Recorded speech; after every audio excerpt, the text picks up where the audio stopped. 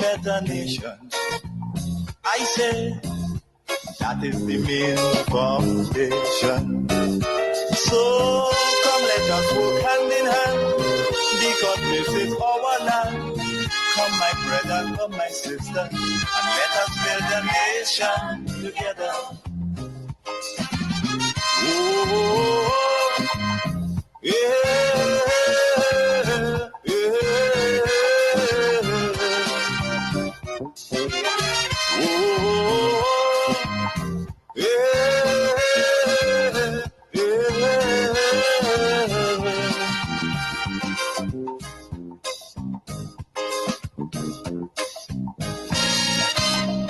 Remember, the key to success is working hard.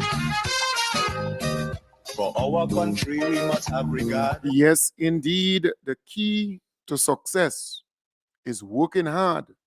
And for our country, we must have regards. We have to work hard to build Grenada, Carriacou, and PT Martinique. I want to welcome you to the Dynamic Hour. Every Sunday, we take some time to deliberate, to talk about what's happening in our country. And I want to say further that I will be featuring our beloved Prime Minister, the most honorable Deacon Mitchell, his speech, his presentation at the Parliament on Friday. But before I do so, I want to say to all of us what we have seen as it relates to Keith Mitchell, the leader of His Majesty's opposition, being absent at that, on Friday, when our beloved Prime Minister presented and the other ministers of government is now bordering on total disregard for our democracy and respect for our institutions. We saw Keith Mitchell's conduct at the funeral of the late Adrian Mitchell, Spaceman Mitchell, when our beloved Prime Minister arrived at the funeral and everyone was asked to stand. Because you see, even if you are badly beaten and you're still hurt from the licks you got at the general election, you have to respect the office of Prime Minister. So you don't have to like the individual, but the office of Prime Minister is what you need to respect.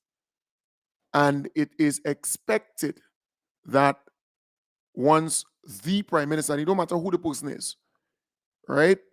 Once they arrive and they ask you to stand, the Governor General, once she arrives, same thing, right? Out of respect.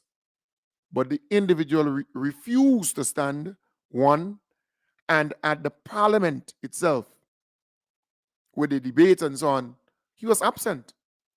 And we need to start saying publicly that that kind of behavior is unbecoming, unacceptable, and totally disrespectful.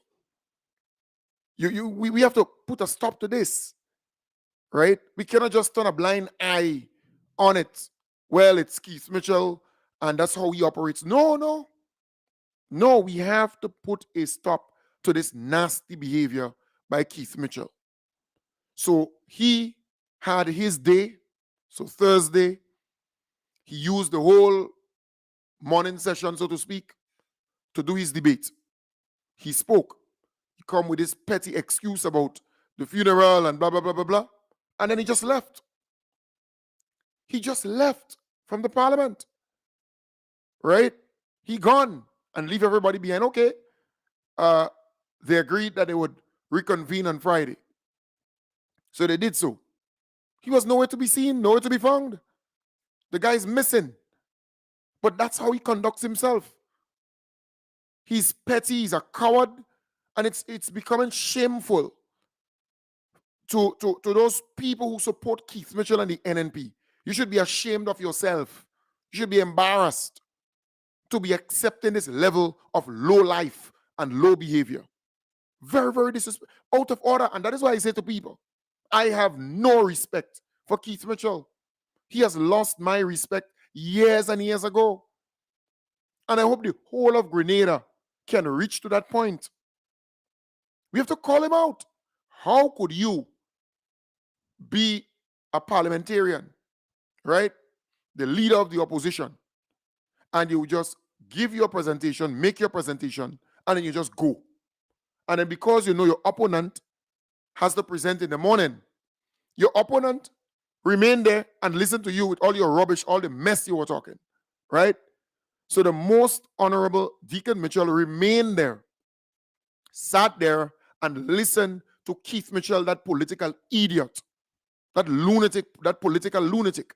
So he listened to him, right? He take everything in. He didn't run, he didn't leave, no, he remained there. Keith Mitchell presented, then he just left. He gone, he said he going to some funeral, that old coward. Right? Okay. But here it is. You know that your opponent or the person on the other side, and in this case the Prime Minister, he has to speak or present the next day. You're so coward, right? That you're afraid. You ain't come. You ain't come to the parliament. How can we support this kind of behavior? How can we support that? And I'm calling out the people who out there pushing certain narrative and supporting Keith Mitchell and the NNP. I'm calling you out and I'm asking you, how can you sit there and support this kind of behavior? How? How is that possible? I really want to know. And there are people who are supporting that kind of conduct. But nevertheless, let me feature our beloved Prime Minister, because I think you need to hear what he had to say. And that's what you call debate. Right? Real debate. Not Mawet, not Mealy, not Bacchanal. The 8th of December, extending Yuletide greetings to you, Mr. Speaker, the staff of the lower house, to my colleague MPs on both sides of the house, to all who are gathered with us in Parliament this morning, senior government officials, well-wishers, and the citizens of Grenada. I suspect this budget debate, Mr. Speaker, will perhaps be the last time that the Parliament sits before the end of the calendar year. And so I want to take the opportunity to wish each and every one and their families a happy, holy, and safe Christmas season. Mr. Speaker, I want to start my contribution to our debate on the estimates of revenue and expenditure for 2024 by congratulating the Minister for Finance and the team at the Ministry for Finance for a sterling job.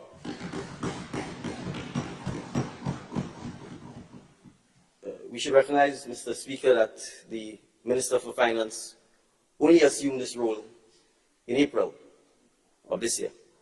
And so I want to take the opportunity, since I too held that role for a brief period, to also extend my appreciation to the PS, the Deputy PS, and the entire team at the Ministry of Finance, who would have assisted me in my debut presentation of the 2023 budget. Mr. Speaker, we appreciate that the team at the Ministry of Finance and the respective teams at each of the respective ministries have had to work under difficult and trying circumstances. We inherited a ministerial complex that was not fit for human habitation. As we all know, the air conditioning system in that building is centralized. There's very little natural ventilation, and the air conditioning system was not working. That's what we inherited. It meant that the staff had to work in extremely hot and uncomfortable circumstances with poor air quality. That was compounded by the presence of mold, and this does not extend only to the ministerial complex. It extended to the Ministry of Education, and it also extended to the financial complex. In fact, Mr. Speaker, and it's perhaps important for me to start on that, these 3 buildings could be classified as sick buildings, and they are perhaps symptomatic of the challenge that the public servants faced over the last several years, in that the working environment was one which was sick, and in many instances led to sickness, trauma.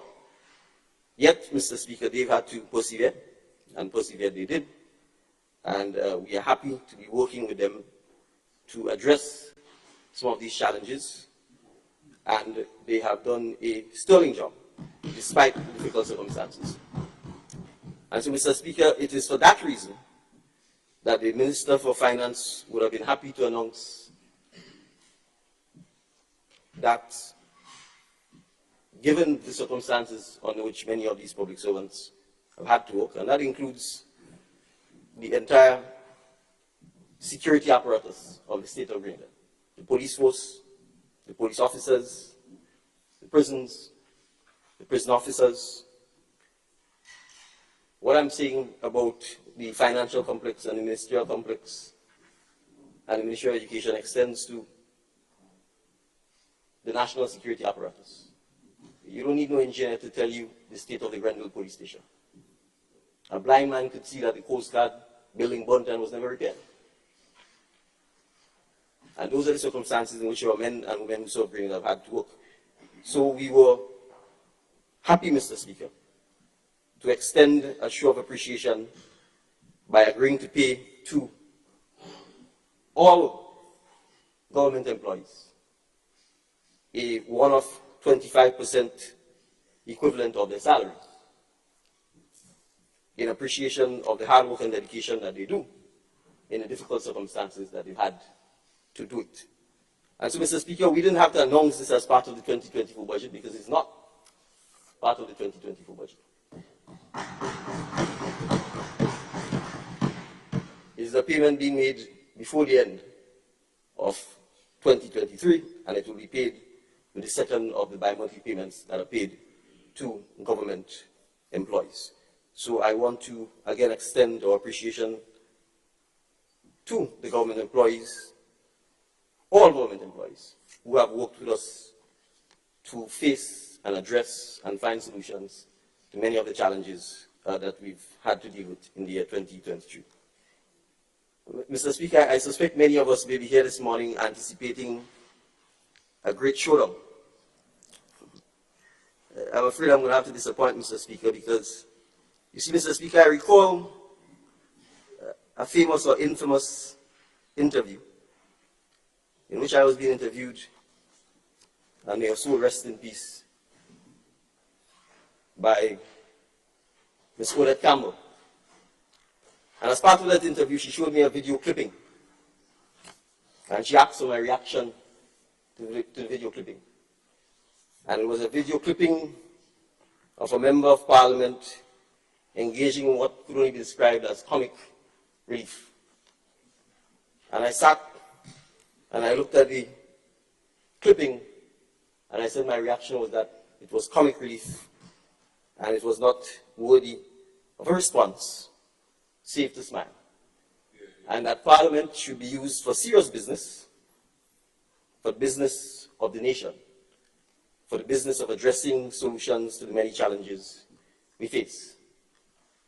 And so the estimates of revenue and expenditure is in essence a set of numbers, but what they seek to do is address in policy form the serious issues that this nation faces. So we will not engage in an exercise in caricature, in parody, in stand-up comedy, or any of the sort. What we will seek to do, Mr. Speaker, is to address the serious issues that we need to address as a nation, not just in 2024, but in the medium term and in the long term. So, Mr. Speaker, I want to start, Mr. Speaker, by thanking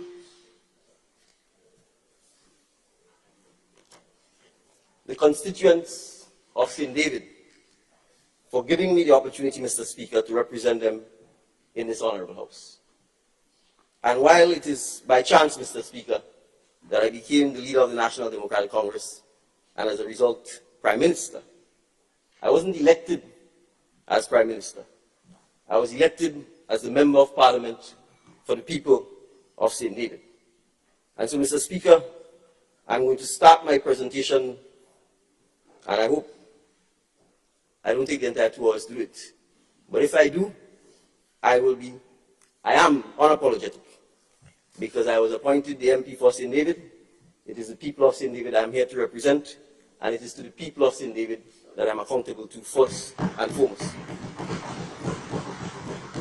And so, Mr. Speaker, you will find that not only me, but that all of my colleagues will in fact start their presentations as part of this budget debate, addressing their constituents, the work they've done, the challenges they've encountered, and the plans for 2024 and beyond, and how the budget plays a role in those plans. If we spend all our time speaking to our constituents, then I dare say, Mr. Speaker, we will have done our job, and nothing more can be expected of us. So, Mr. Speaker, when I asked the people of St. David to give me the opportunity to represent them, this document is what I circulated to them. Very small. It said, together, and I want to emphasize together, we will move St. David forward. And this is what I said to them. I'm Deacon Mitchell, political leader of the National Democratic Congress and a son of the soil of St. David, from the village of Petit Esperance. It is my pleasure to serve as your NDC candidate for the parish of St. David in the next general election. I'm a lawyer with 19 years of practice, a father of 2, and I enjoy music, sports, and community engagement that involves uplifting others. The success of others, especially those who succeed against the odds, is one of my greatest inspirations. It is my vision that together we can positively transform the quality of life of everyone living in St. David as we move our parish forward to become the place that we can all be most proud of. Together we will ensure that we achieve, amongst other things, the following. And Mr. Speaker, I only listed 7 things. And I will pick one sentence from this. Building and supporting our schools and communities, sports clubs, community centers. So I will start there, Mr. Speaker. Mr. Speaker, since being given the chance to serve the people of St. David, we have renovated the Belial Community Center. We have renovated the Barrett Community Center. The current community center is 90% complete with renovations. We have started work on a community center in Vincennes. We have started the renovation of the Old Wester Hall Mondays Community Center. Mr. Speaker, that's 5 community centers in 15 months. I will single out Barrett. That was a community center, Mr. Speaker, that we met with 3 or 4 walls upright. It had been in that state since Hurricane Ivan, 2004. No roof, quarter of a building, no community center for the people of Barrett. Mr. Speaker, Vincennes, no community center at all. Belial, a building that virtually was condemned, no community center. Mr. Speaker, I highlight these things because you see, in 10 years, say for the Malmont Community Center, no work was done on community centers in St. David. How are people to meet, to greet, and to move their communities forward if they have no place to meet? And I want to point out, Mr. Speaker, that these initiatives were done in large measure without any central government funding.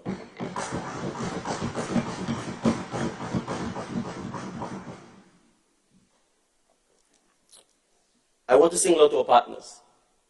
I want to start first with the Catholic Church, Mr. Speaker. In the case of Belial and in the case of Vincennes, the land upon which the buildings allocated. And in the case of Belial, the old building itself belongs to the Catholic Church. And they've agreed to partner with us to allow us to renovate the buildings. The renovation, the funds for the renovation, Mr. Speaker, came, and I'm happy to express my profound gratitude to His Excellency the Ambassador of China to Grenada, because the funds for the renovation of the Belial Community Center came from the people and the government of China. And so I place on public record my appreciation to His Excellency for affording us the opportunity to be able to partner and have the community center retrofitted and made available for use by the residents in that community. So both Vincent's and Belial, Mr. Speaker, we've partnered with the Catholic Church. So some may come in here and talk about no consultation with social partners, including the churches. We do more than consult. We partner, we work together, and we deliver. Mr. Speaker, the Beirut Community Center was renovated with funds from a private company, the developer in Lever. We reached out to them and indicated that we wish to renovate a building which for the last 20 years stood as a derelict building, a sore thumb in the community. And they happily partnered with us and advanced funds so that we could complete that project. Mr. Speaker, I want to single out the volunteers who've worked on many of these projects. In the case of Beirut, Mr. Stewart started the work with no funds, with not being paid for many months, until we were in a position to get some funding right at the end to pay him and his workmen. So I want to pay tribute to him publicly for doing so. In the case of Vincent's, the contractors agreed to work at cost price, no profit or markup to himself. And again, I want to express my appreciation for doing so.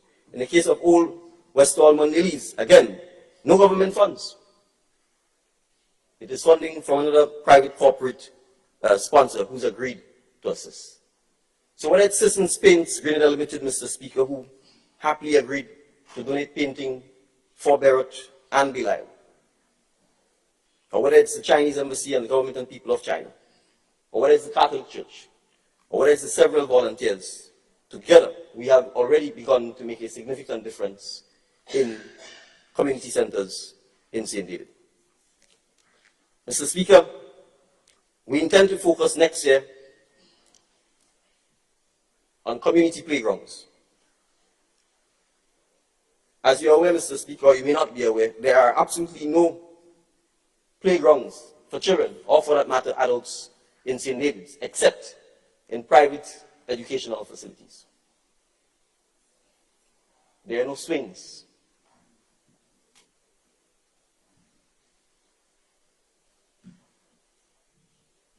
And when we think about that, Mr. Speaker, we ask ourselves, what kind of community have we not been building?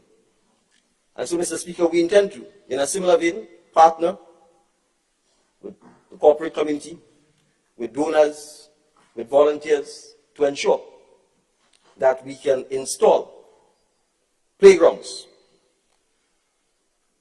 either at or close to all of our playing fields, so that both our children, their families, and our elderly can have the opportunity to exercise, to spend quality time with their families and their loved ones. Similarly, Mr. Speaker, we will also seek to address the state of our basketball courts, whether they be at the secondary schools or the primary schools, by ensuring that we can erect and install the necessary hoops and nets, the fixing of the potholes and the cracks, so that again, our young persons in particular have the opportunity to play sports and have access to these facilities. So you see, Mr. Speaker, we are here to represent our community. We are not here to engage in distraction and movilang and commerce.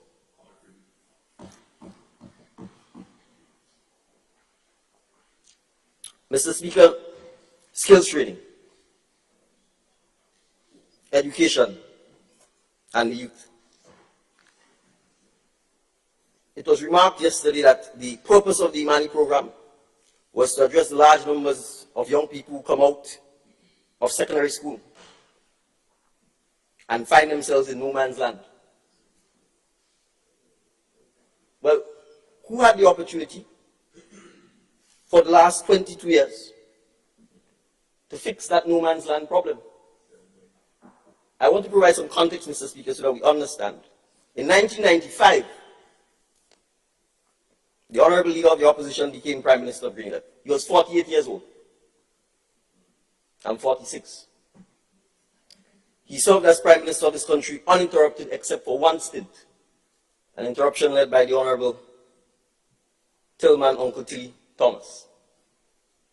So let's get this straight. For the last 22 years, save for a 5-year interruption, we've had the same Prime Minister. He must have been aware that our education system was producing people who are given credentials or subjects, and that they were leaving school at the age of 16, not yet an adult, and they were being asked to fend for themselves, and that the only 2 institutions in Grenada which could take them was NULO, a non-government institution, founded after the fall of the revolution by Bishop Sidney Charles and other members of the Catholic Presbyterian Methodist Church to help address the challenge posed by the collapse of the revolution and what is now T.A. Marichaud Community College, what was previously known as IFE. That was known. So we knew that each year we were producing hundreds of students who had subjects, no skills, no exposure to skills training, no exposure to technical and vocational skills training. And instead of seeking to address the fundamental root problem, which is our education system, what we sought to do is put a plaster on it by creating the Mani program, which ultimately leads to a situation where people are locked in, receiving $700 for 8, 9, 10 years, and they have to live on that. And oftentimes, when they go into that program, they are dependent on their parents, and then they go and have children. So you have 3 generations of persons who are locked into a cycle of poverty, simply because we are not addressing the root cause of our education system. So, Mr. Speaker, we recognize that change doesn't come overnight, transition doesn't come overnight, and anything that's worth doing is hard. And so, Mr. Speaker, the Minister of Education and his team have begun to introduce technical and vocational education and training in primary schools.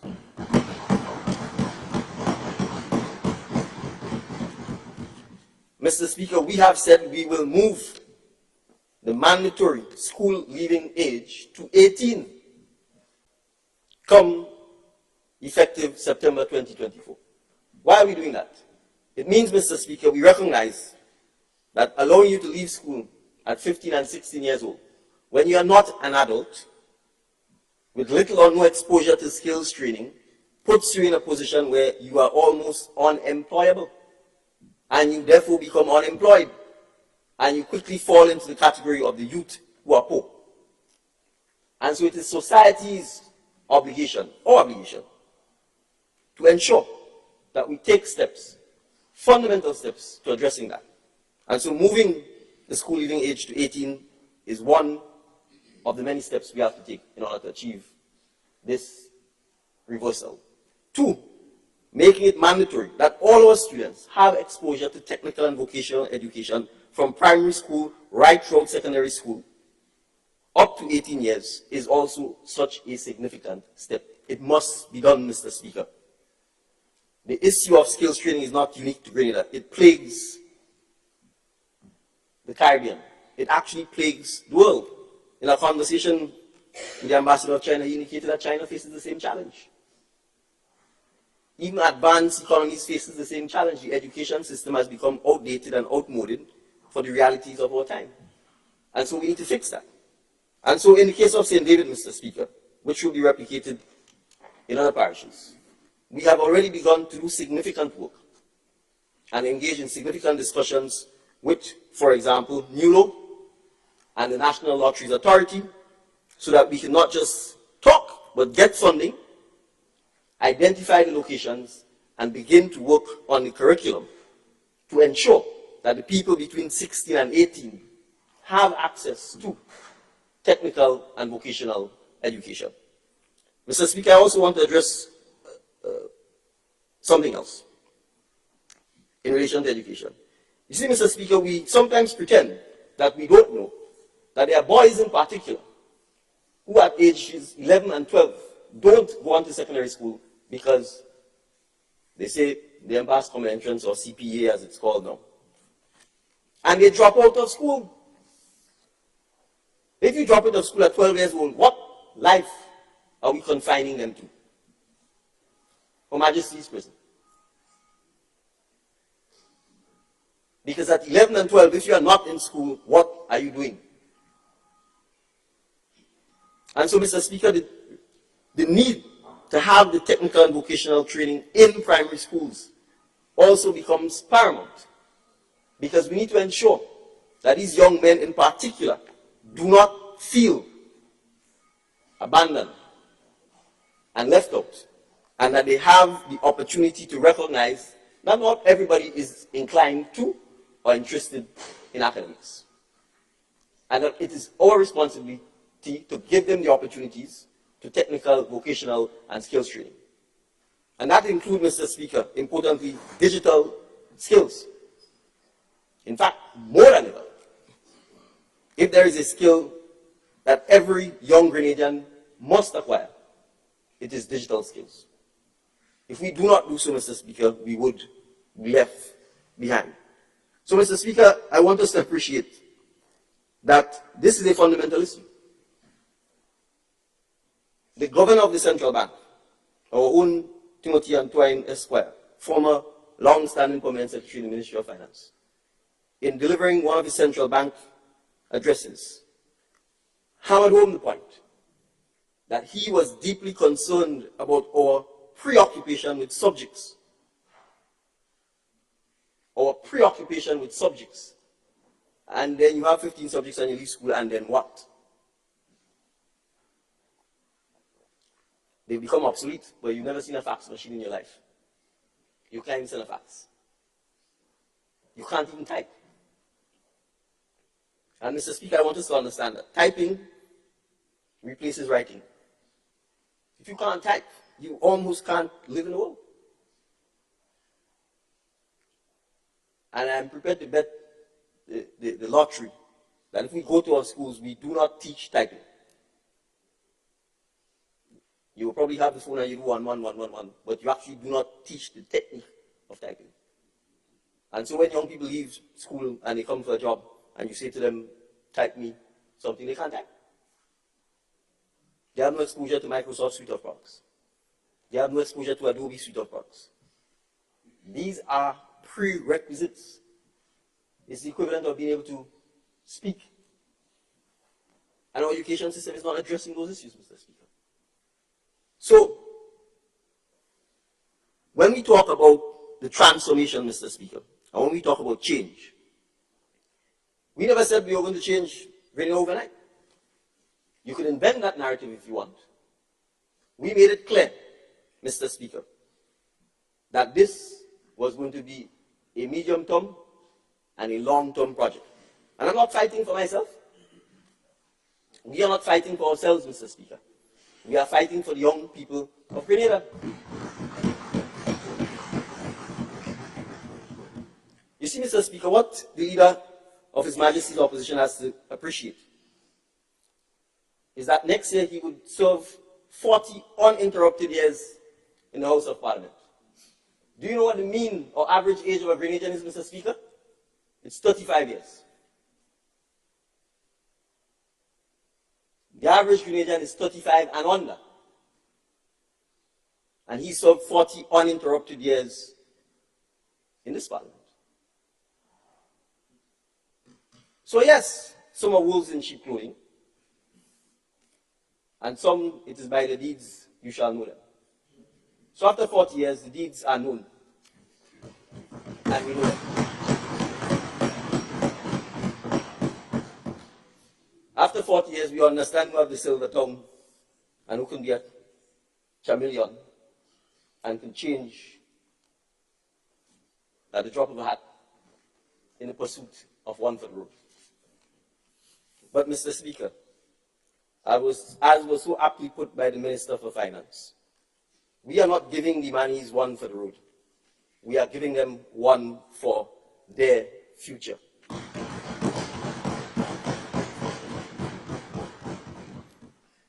So, Mr. Speaker, I go back to those who like to talk about the poor and vulnerable. Let's take a walk through Belisle community, as I did last Friday.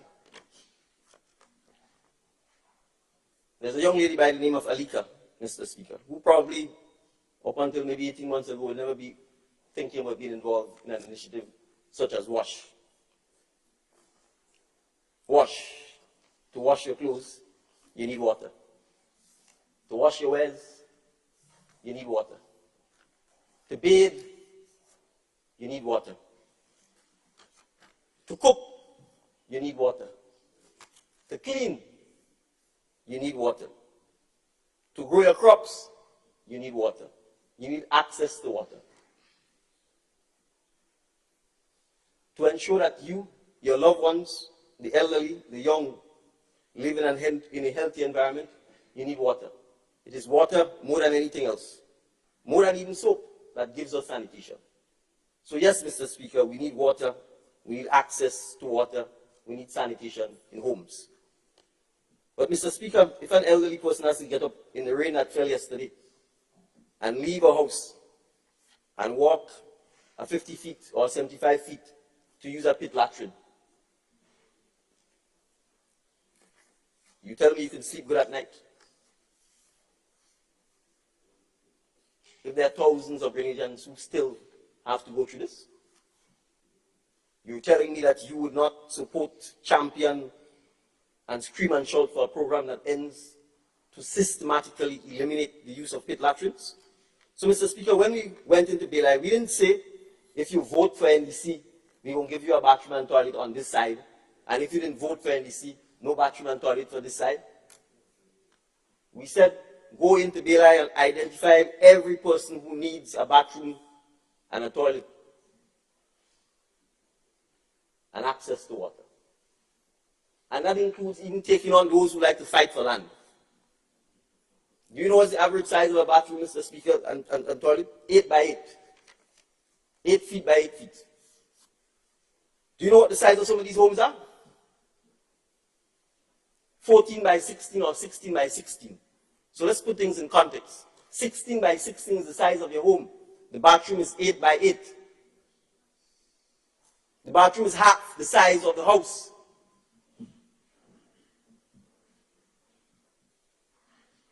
So, Mr. Speaker, in some instances, the house can't even take the bathroom and toilet. We have to fix the houses as well to make sure that the bathroom and toilets are built.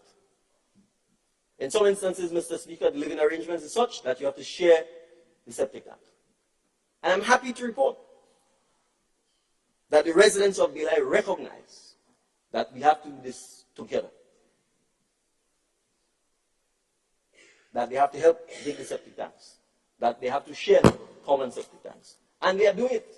So, Mr. Speaker, when we went on Friday, there were about 14 bathroom and toilets being built simultaneously. We expect by the end of January, Mr. Speaker, to have constructed somewhere in the region of 32 to 36 bathroom and toilets. Mr. Speaker, we've just started. This is a pilot. Why? Because there are issues. People complaining this person's squatting on their land, they don't want them to get a bathroom and toilet, etc. But ask ourselves, what's the size of a grave? 6 by 6? Is that what you put when you 6 by 4? 6 by 4. That's the only thing you need to fight for. So all people need to understand that we have to put these petty differences behind us.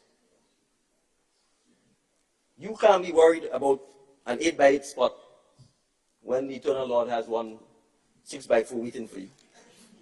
Let the people have a decent, basic right, water, sanitation, while they're alive. You see them every day, they're your neighbor, oftentimes they're related to you. So, Mr. Speaker, we are not going to encourage not giving people water, bathroom and toilet because of some dispute over 2 feet of land and 3 feet of land. We will help them resolve those issues. That's why we need to do the pilot. That is why we recognize we needed to go to Nawasa and speak to Nawasa about ensuring that there are no impediments in the supply of water to persons who so badly need this.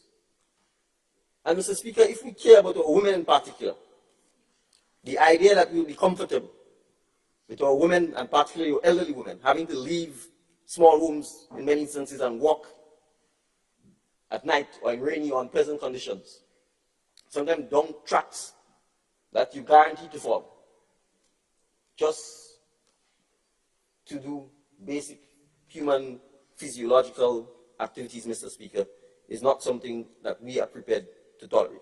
And so if we spend the next 3 years only doing WASH, Mr. Speaker, we would leave office knowing that we help to raise the social and human conditions of the citizens of Grenada. But Mr. Speaker, we are not alone in this. I want to go on record again to thank the many persons, the many volunteers, because all of the work, the data gathering, are being done by members of the community, by volunteers. And the pilot started in St. David's, but I want to go on record to thank, Mr. Speaker, some of the team members who are not from St. David's. Ms. Marie Benjamin, not from St. David, and is leading the team. Darcina from Soubise, helping to lead the team. And I'm happy they're doing so because it allows them, Mr. Speaker, to go back to Soubise, to go back to other places, and be able to quickly jumpstart these initiatives. Mr. Speaker, many citizens of Grenada have reached out, including citizens in the diaspora, and have indicated their willingness to donate fixtures, fittings, toilets, to make financial contributions. And that is what we mean by together. Because these problems are not problems that the government alone can solve or fix. The government doesn't come and live or bathe in the A-by-A bathroom. It is persons in the community, family members in the community. And so it's important, Mr. Speaker, for us to work together. I trust that this is a national initiative that all of us, both sides of this house, the business community, our social partners, other NGOs, can rally around to make sure that by 2027, we would have eliminated, Mr. Speaker, the use of pit latrines.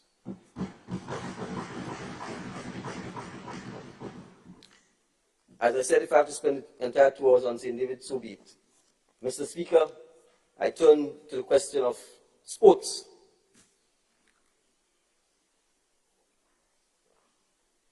Mr. Speaker, I was very, very happy yesterday in St. Patrick to see the members of Hard Rock honoring their local hero. At least one Mitchell, clearly, Mr. Speaker, had a profound impact on his community.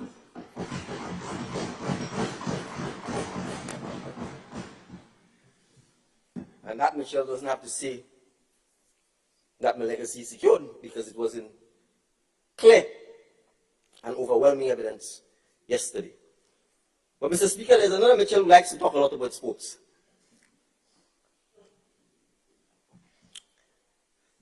Interestingly enough, there's Hard Rock.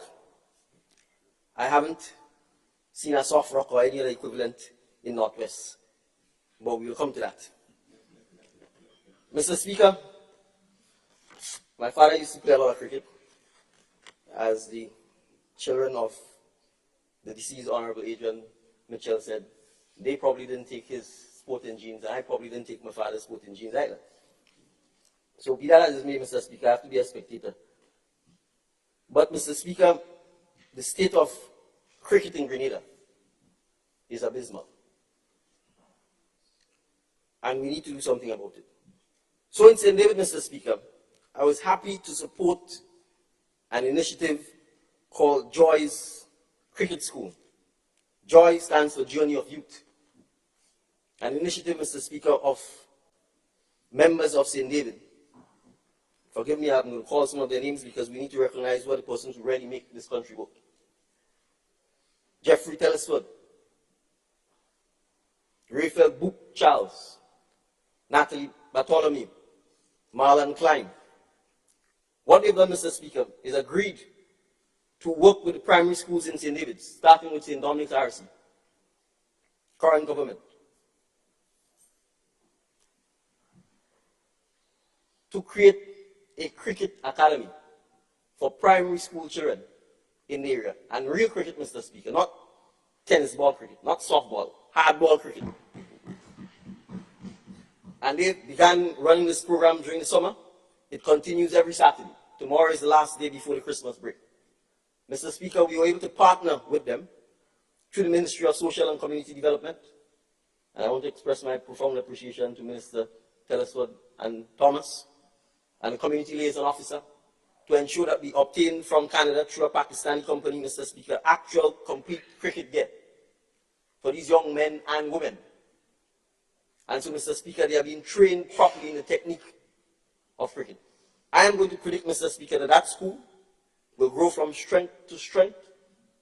We are going to be bringing them, thank you, Honourable Member for Northeast and the Ministry of Sports, we are going to be bringing them to the cricket on Thursday and Saturday, Mr. Speaker, or whichever day they can come, so that they see the cricket in action and hopefully they get to meet some of the cricketers. And Mr. Speaker, we have to start at primary school. We can't wait, as I say, till people turn hard back man and woman and try to teach them skills. We must start at the primary school level. And I'm convinced that if we start at the primary school level, and St. Andrew and St. Patrick, which are the other two well-known cricketing parishes, we have to get going. Cricket is becoming an Olympic sport, Mr. Speaker. Not that I have anything against the West Indies, but if we have to go it alone and create a greater Olympic cricket team, so be it, Mr. Speaker. But we cannot do so without ensuring that we impart the skills and knowledge to our children starting from the primary school level. Mr. Speaker, I want to single out a national hero, and I'm saying publicly, and I've told him so, I'm going to recommend him for whatever awards we give, whenever we give it. Mr. Ray Duncan. Mr. Speaker, Mr. Ray Duncan has run a cricket coaching clinic for 42 uninterrupted years in St. David's. He has produced over 77 plus cricketers, and they have represented Grenada, Windward Islands, and the West Indies. An unsung hero who goes about every Saturday quietly making his contribution to the development of young men and women in St. David and in Grenada. People come from all over, Mr. Speaker. And he's been doing so largely without any support. So the Minister of Sports, I'm putting you on notice that come January, the support for Mr. Duncan's and his team of coaches and their plan to go into the primary school, to revive primary school cricket, Mr. Speaker, will have to happen. And I'm using this as an opportunity, and I've said so to some of our national players, and they've expressed their willingness to come on stream. Afi Fletcher, well, the two Fletchers, male and female, Junior Murray and so on, who we met with, together with Ray and so on. We have, Mr. Speaker, cricket is not just a sport for West Indians. If we understand the significance of what cricket meant in the formation of the Caribbean civilization, we cannot let it die. The same way in which, Mr. Speaker, or Oveko, or Shotney, or Jab Jab is important to us, the same way cricket, for its historical significance, is important to us. I'm not knocking basketball and tennis and all of that, but there was no West Indian basketball or tennis team that went to England and beat the Englishman at his own game, and went to Australia and beat the Australians at a game they inherited from the English. So, Mr. Speaker, we have to understand that cricket made us proud as black people, as people who were coming out and fighting colonialism. And we owe it to our great legends, from Malcolm Marshall, Viv Richards, Junior Murray, etc., to make sure that we invest in our young women and women and men and give them the opportunity to play cricket. And, Mr. Speaker, there's more money in cricket now than there ever has been. So it's not just the question of the historical significance of it, but the importance of ensuring that we give young men and women alternate or alternative careers. In addition to the subjects, in addition to the other skills training, Mr. Speaker, we need to recognize that sports is a career. But again, if we do not introduce the sport at the primary school level, if we do not train and impart the skills at the primary school level, many a talent will probably go wasted because we did not make the opportunity to give them that chance. So, Mr. Speaker, we will ramp up our support for cricket in St. David in 2024, both via the Ministry of Sports, via public-private partnership, via volunteers, and we expect, Mr. Speaker, again, success doesn't come overnight. Some of us want to give the impression that because the Minister for Mobilization, Implementation and Transformation is helping to ensure that at night people can see the curbs so that they know there's a drain or wall there by painting them in reflective black and white, which is standard practice in any semi-decent country.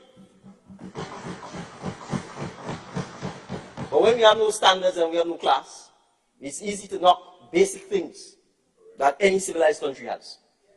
That's why you paint it in black and white, so that people can see it, particularly at night, so that they could guide themselves accordingly and remain on the road. But no, you prefer to run off the road. So, Mr. Speaker,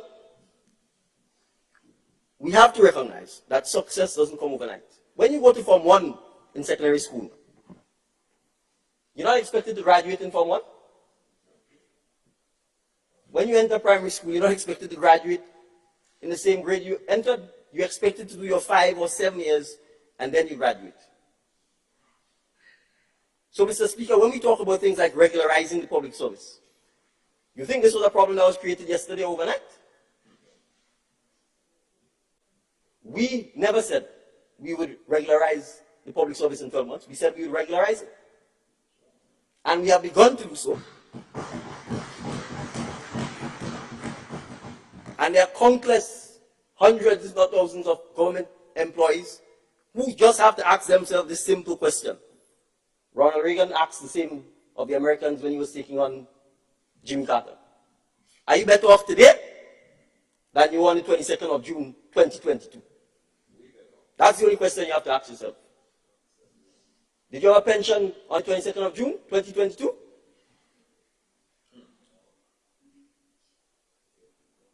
For all of those who were acting Hollywood, Bollywood, and are not confirmed, were you not acting on the 22nd of June?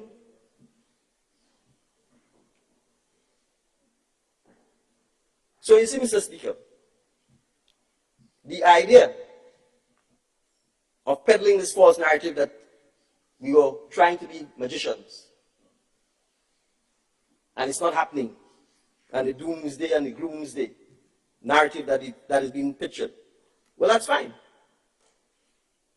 After 40 years, if you're too long in the thing and you no longer have a positive, hopeful approach to life, give it to Pedro.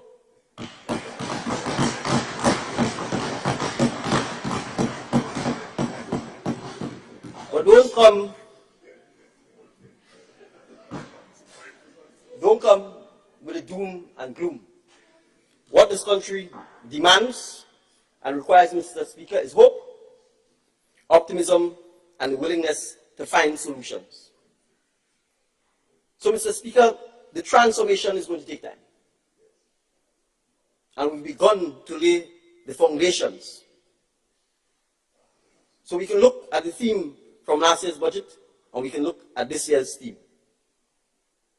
Mr. Speaker, for the hundreds of, if not thousands of government employees who have no government pension,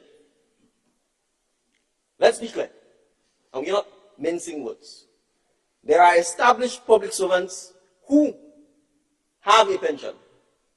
But let's be clear, on the 22nd of June, there was somebody saying if you pay this retroactive pension, and if you continue to pay the pension, the whole place will mash up.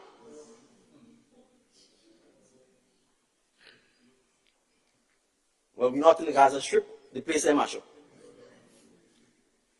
The pensions, the retroactive were paid, and established public servants have their pension. There is no retroactive,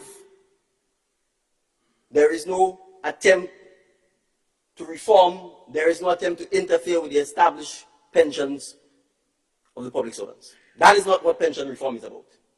The pension reform is for the government employees, those who are on contract for service, contract of service, Imanis, unestablished, don't have any instrument telling you what your status is. It is for them. They do not have a pension. And we are saying, Mr. Speaker, that we will, with them, work towards having a contributory pension. So that they contribute, the government contributes, and they have a pension. And the aim, Mr. Speaker, is to institute that in 2024. Now, explain to me how anybody who say they love people, they're God-fearing, and they have a heart, and they have empathy, would object to giving these very people that you hired on contract for service and contract of service a pension. So as I said, you know people's actions by their actions because they've been around long enough and the public has judged them. That's the difference between me being on this side and them being on this side.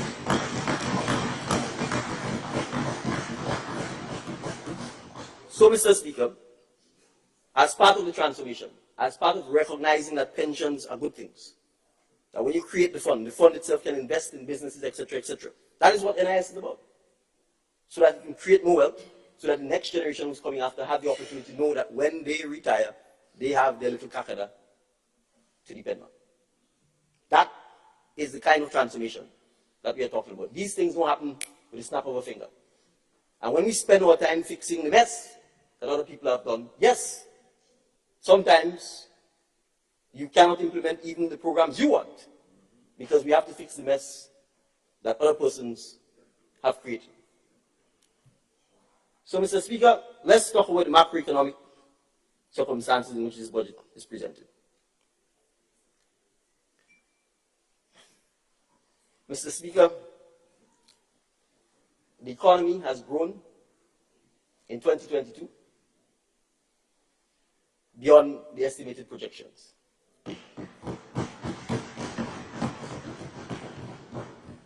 Government revenues have performed better than projected and better than 2022.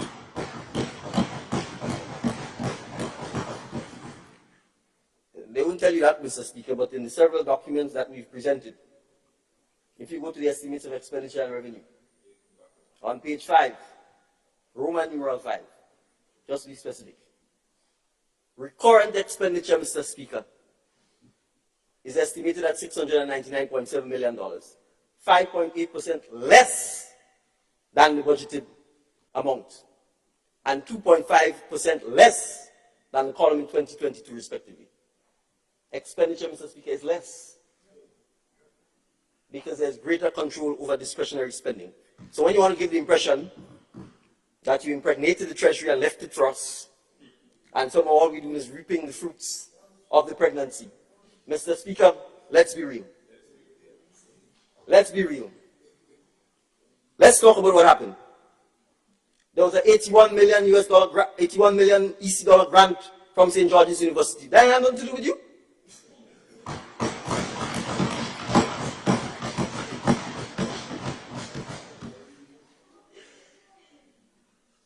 What has to do with you and which you didn't disclose to the good people of Grenada is that you sold Mount Hartman for $40 million US. And last payment, $20 million US, was made just before the elections. And that the contract, in fact, gives them the right to buy the remaining piece of land that holds or is known as the Dove Sanctuary. Yes, so $40 million US came into the treasury.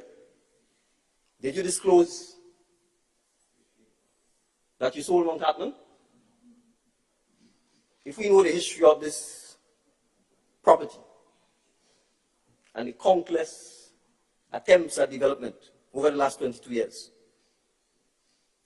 the fact that the Dove Sanctuary is located there, you will sell that free will when there's an opportunity for it to be done leasehold. So now, if no development takes place, you've put it in the hands of private people. And what is the next generation of Grenadians to do to try and get development done there? It's now owned by a private developer. Completely, totally.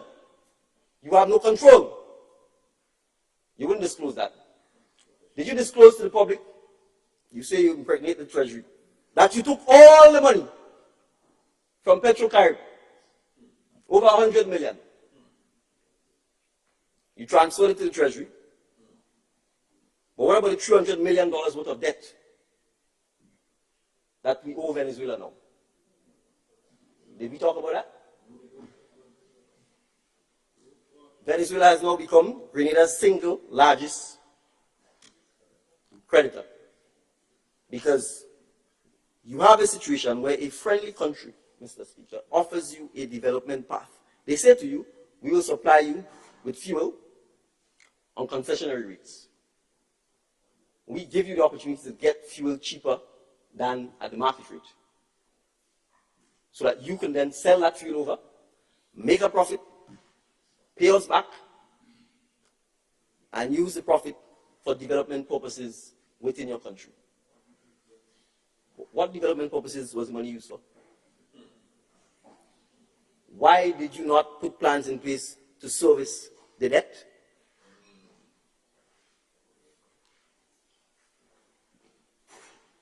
But more fundamentally, Mr. Speaker, what all this talk about pregnant treasury is about is the reality of the mindset and what we're dealing with. So we're dealing with a mindset that says, I didn't know Grenadians were actually going to put me out of office.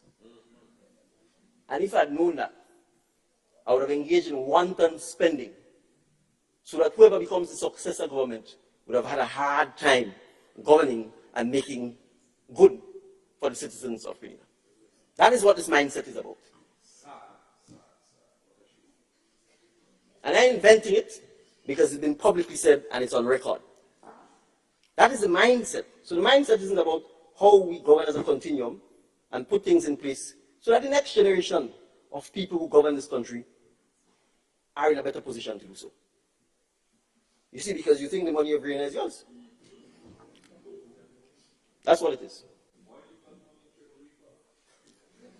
So, Mr. Speaker, what we have to appreciate is the fact that if there's nothing else we should do as persons who are entrusted with leadership, is attempt to make it easier for the next generation of leaders.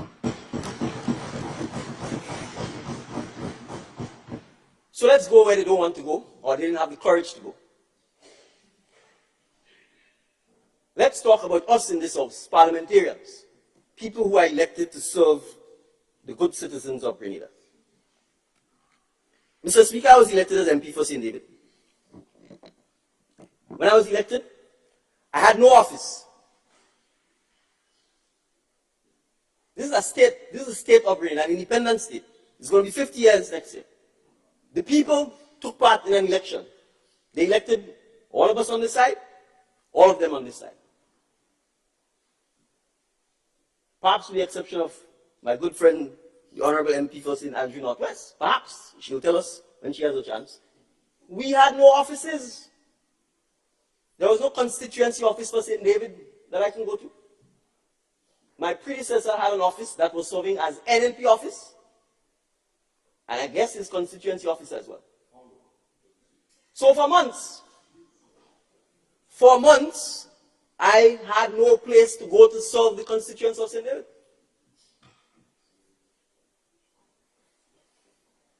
The people of St. Patrick East, I know you've probably been a little hard on Brother Cornwall, but he too had the same problem. There was no place to go. And it's compounded in our rural parishes because you don't have any urban centers. In the case of St. David's, there's no town, there's no office buildings.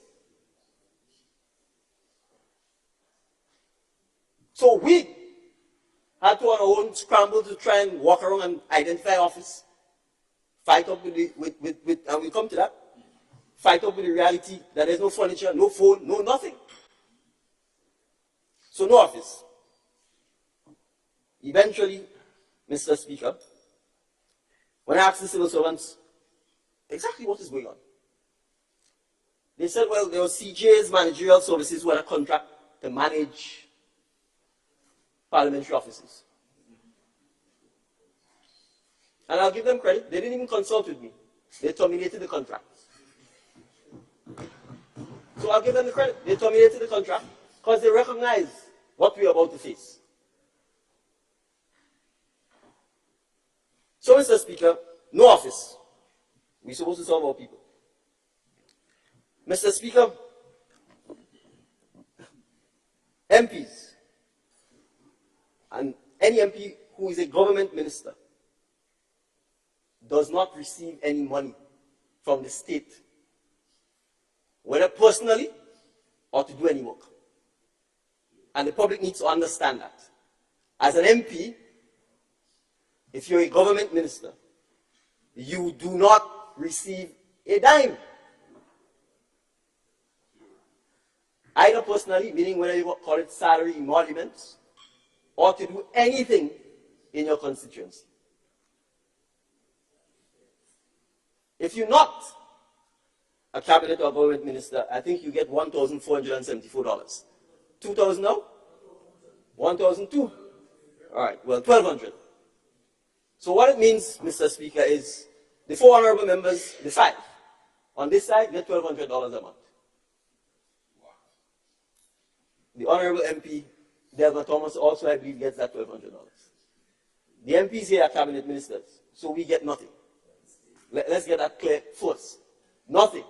No $1,200, no nothing. So if your citizen meet you and say, boss, gas finished, you can't give me $40 for the gas, you have to find a way to get money. So ask yourself, what we fighting over this election and think for want to be an MP? How are you serving your constituents? This is a state apparatus. This is how we met it. First, you had no office. It took forever to get an office. Second, you get no money whatsoever. So we're talking about MPs. We're going to deal with cabinet ministers in a while. So, Mr. Speaker, I'm not hiding this. I said openly during the campaign that that state of affairs cannot serve the people of Grenada.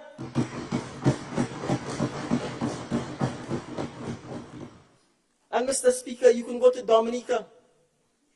You can go to Trinidad, St. Vincent, St. Lucia. You can go all the way up north to the Bahamas.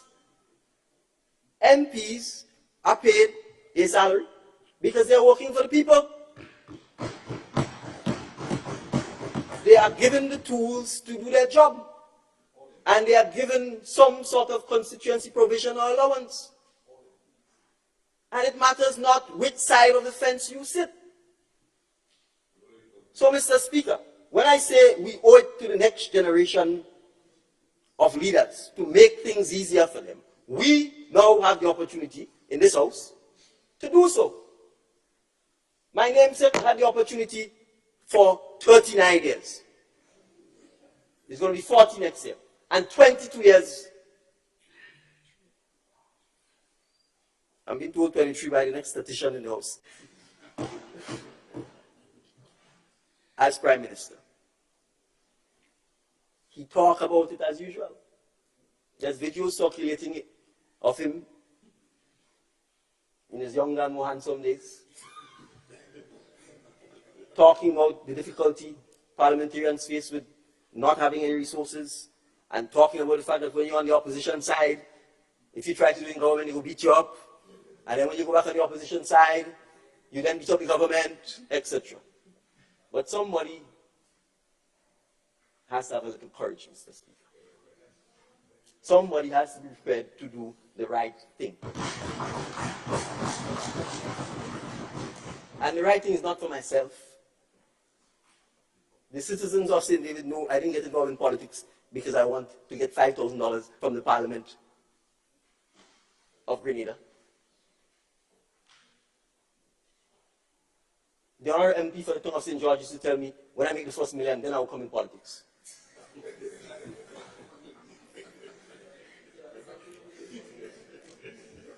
But he was driving at a point, which is, you have to serve the people. If you're hungry mouth, if you beggy, you could come and be parliamentarian. All kind of people come by you because they know you're hungry mouth. So you see, Mr. Speaker, you're a doctor, you're a professional. That's the point. Because you and I are professionals, we can serve, and people can't buy us. We can serve. distinction. You could sometimes hold a different perspective than the person who leads you and not to worry about what happens to you. But Mr. Speaker, the reality is, what I'm saying, all members of the House agree with, including the leader of the opposition. You just like to have the ability to manipulate people. And if you don't have,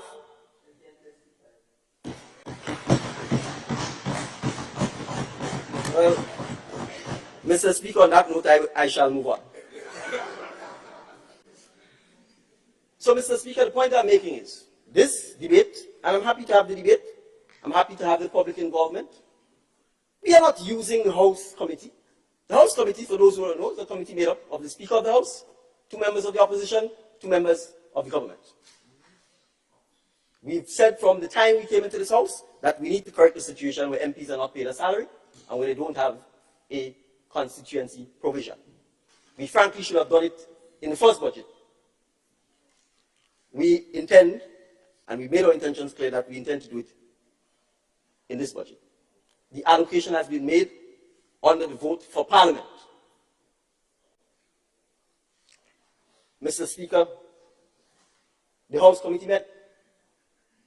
We have the minutes. I don't think they had confirmed minutes as yet, but we have the minutes. The House Committee members, I didn't see that there was a dissent. Agreed. A range was proposed between 5,000 and 7,005. The minute says 5,000 as a recommendation. We proposed a constituency provision to help MPs do their jobs and to address some of the needs of their citizens.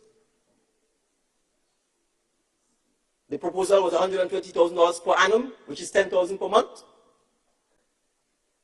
And as far as I understand, it was supported and agreed in the House Committee. Mr. Speaker, I want to have perspective here. The $120,000 is not for the MP. This is for him to be able to do work in his constituency. The House Committee,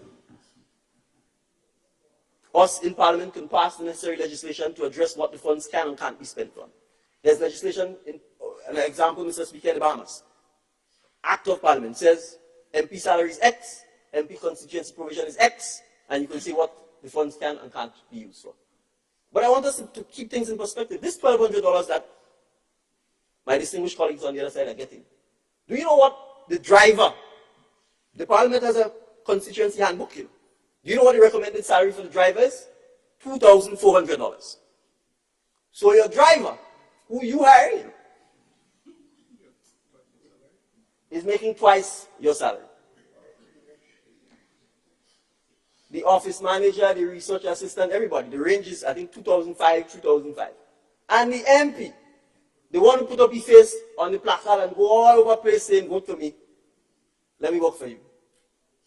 Well, if you're on the government side and you happen to have a ministry, zilch. If you're on the opposition side, fight up with your $1,200. But Mr. Speaker, we have to be real. And the people don't know that. And instead of explaining that to the people, you come in here and talk about attempts by ministers and MPs to increase their income. And you had the opportunity to address those issues. How are we going to attract, Mr. Speaker, persons to want to serve? Are we trying to pretend that being a parliamentarian or being a government minister is some easy job? Are we trying to pretend that? Are you trying to pretend leading a country is an easy job? Why don't you get up and talk about all the sacrifice and this and that you made? It's not easy, nor should it be easy. But you have to build the state institutions, Mr. Speaker, that makes it a little easier for the next generation. And that is all what this conversation, this debate is about. So, Mr. Speaker, I will invite the Permanent Secretary in the Ministry of Finance to publish for the public the salaries of each government minister. I will.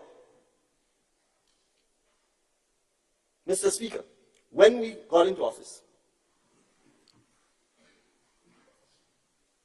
I inquired as to what cabinet ministers were paid.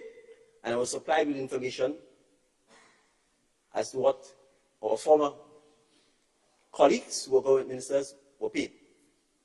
And I'm going to go and find it and read it. We discovered, Mr. Speaker, that there was some loose arrangement for ministers and God knows who else to go down in the central police station and take gas. How are you managing this? Who audited it? So I could send my son and tell him full up, and he gone fetting all of the cases. So we said, Mr. Speaker, we're not getting into this. No minister is going to take no car and go down in the central station and tell the police put gas in and get into this sort of stuff. We inquired what it is drivers are paid at the parliament, and we were told $2,400. At the time, Mr. Speaker, they said $600, I think, for gas or traveling allowance, plus this gas, whatever. So, Mr. Speaker, all we did was we said, listen, let us have a simple figure that addresses all of this traveling and gas and what have you. And we aggregated all of it, and it was $2,000. Other than that, Mr. Speaker, we made absolutely no change to the salaries of ministers.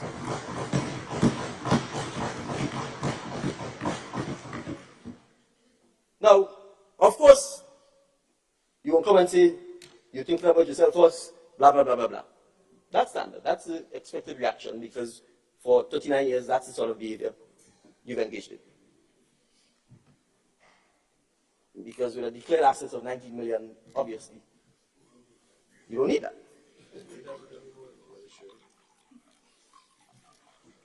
So, Mr. Speaker, that's all that has happened. There's been no increase in cabinet minister's salary. Neither is there any proposal to increase cabinet minister's salary. The budget made absolutely no reference to increasing cabinet minister's salary. And each MP, as was so ably put by the Minister of Finance, whether you're independent, whether you're a backbencher, or whether you're a member of the opposition, you are getting the same thing. You think if the Mitchells were reversed, that would be happening?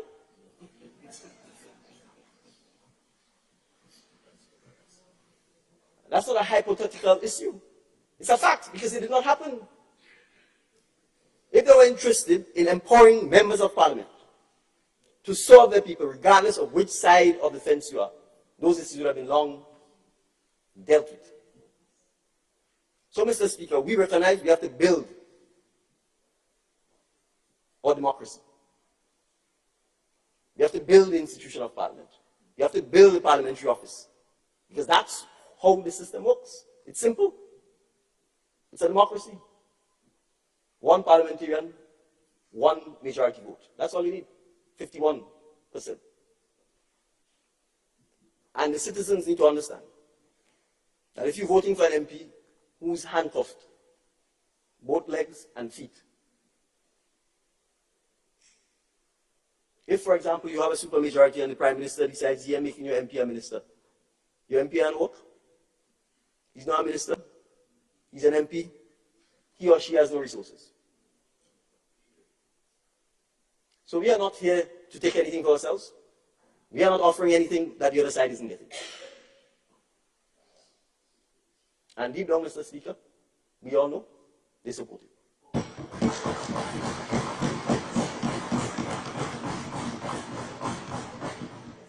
They may not be in a position to say so openly. That's fine. We understand the challenges.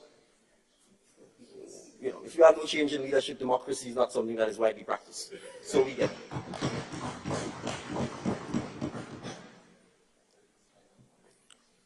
Mr. Speaker, let's go on to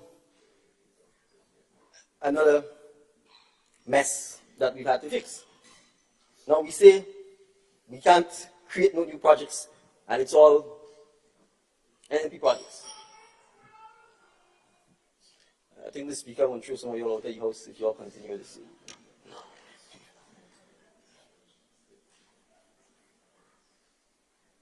Mr. Speaker,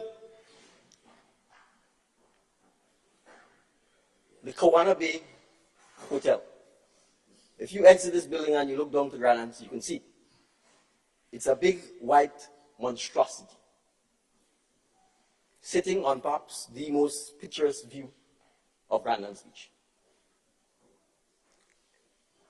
I noticed the leader of His Majesty's opposition wasn't calling the man name. He kept referring to him as the man. But I'll call his name. His name is Warren Newfield.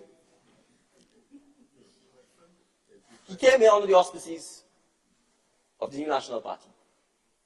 He was given diplomatic status under the auspices of the New National Party.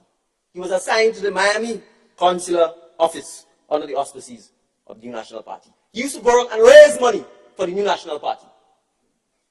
I have no difficulty with that. This is democracy. You can support who you want. He got approval for a CBI project. This site used to be the Flamboyant Hotel site. It was Crown lands. It was leasehold lands, meaning if you don't perform, the lease can be terminated. They gave it to him freehold. They didn't just give it to him freehold. He didn't have the money to pay for it. So they gave him a government mortgage. They transferred the land freehold, then took a mortgage back on it so he could pay over time. That's okay. I'll leave that. That's all right. Once he paid back over time. On record, the leader of the opposition went around, toured the site, said it was the best CBI project Grenada had, and probably the only private development one at the time. So it was easy to call it the best. In less than no time, the man went from hero to zero.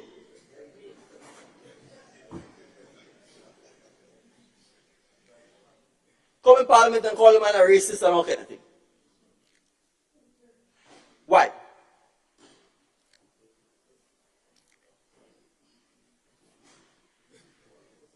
The Prime Minister and his colleague, who normally is referred to as the faceless, nameless monster,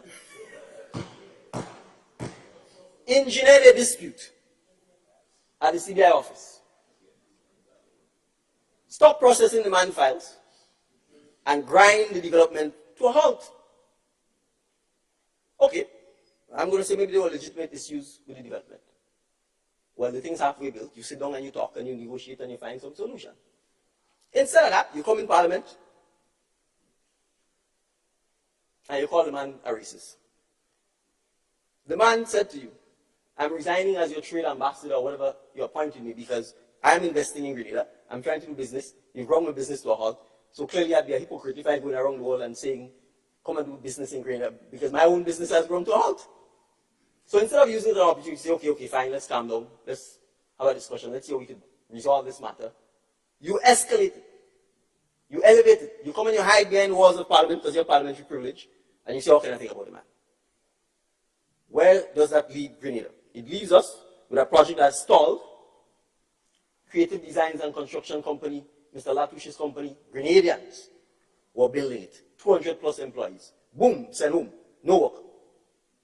Project grind to a halt. $100 million lawsuit. We gone back in ICSID. You know what's ICSID? The International Center for the Settlement of Investment Disputes. The last time we were at ICSID, do you know who had us there? WRB and GPP against Grenada. We end up with another $100 million, almost $100 million judgment against Grenada. We eventually had to pay somewhere between 60 and 70 million US dollars for the 51% shareholding of Grenada. When it was offered for considerably less at a negotiation table, they rejected it. You know why? We're poor. We can do what we want. So, Mr. Speaker, we were faced with the mess of one, the project grind to a halt. Two, it's a white elephant, literally, on the most beautiful part of Grandlands Beach, at least view-wise, and $100 million up in Washington. Now, after the experience of WRB and GPP, legal fees alone, the cost alone was $6 or $7 million. You think this Mitchell is going to sit and say, let's go and spend another $10 million in legal fees and run the risk of another $100 million judgment against the people of Grenada, and then the white building still sitting there with nothing happening? We talk about choices and decision making. That's the choice we face. So, Mr. Speaker, the cabinet took the decision to say to the gentleman, we are not backing out with you. you probably chose the wrong partner to lay in bed with. We are here to govern the country. We need to get this project moving, and we're prepared to sit down and negotiate the difficult task. And that is exactly what we did. And I want to start, Mr. Speaker.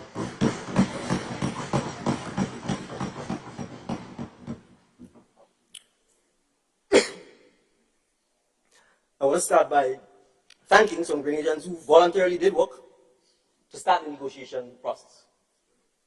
Mr. Richard Duncan, Ms. Leslie Ann Sion, Mr. Hassan Hadid, and Mr. Henry Joseph.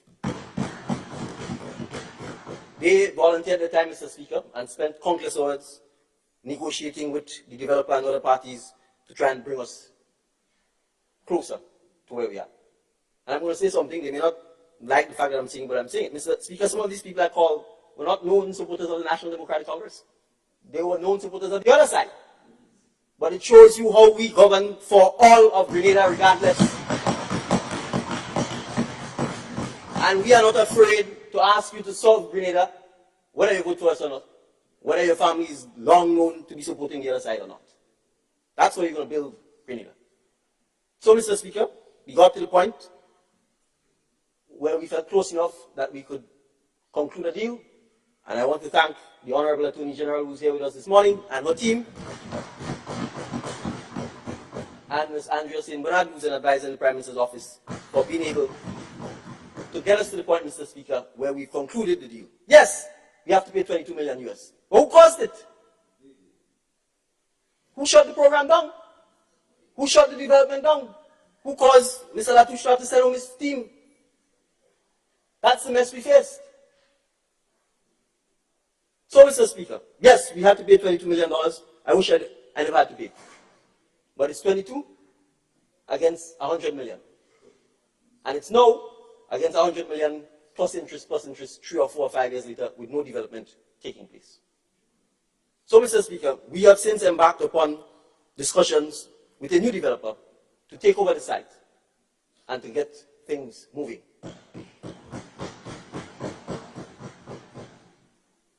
The complaint was made about we announcing things before it happened.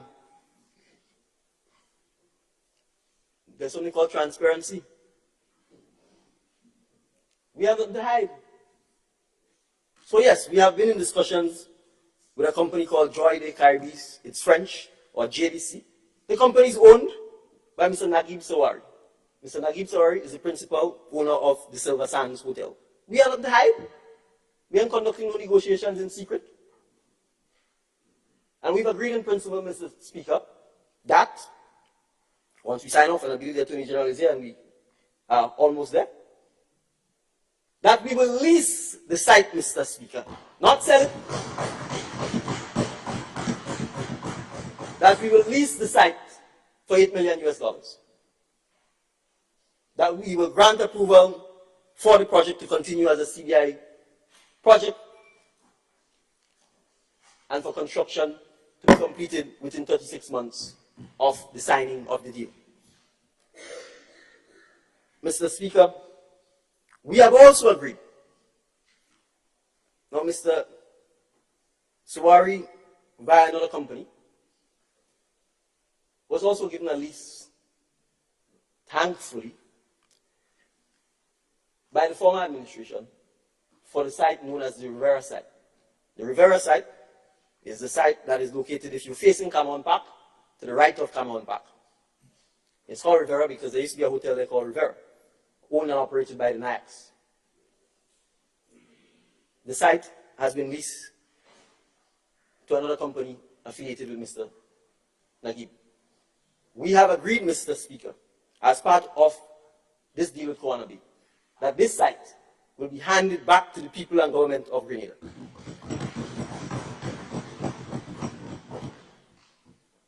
And unlike those who thought it was patriotic to sell Cameron Park, we will not sell, dispose, or lease Cameron Park. We will expand the entire area, Mr. Speaker, including the 5 acres that is no Rivera site, and make the entire thing into a national park for the benefit and people of Grenada.